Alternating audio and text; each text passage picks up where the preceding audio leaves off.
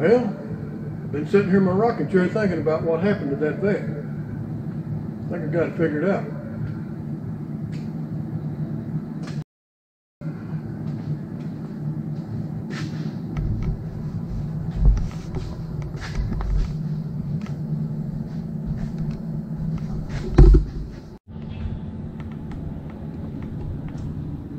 If you look, the radio's been ripped out of it too.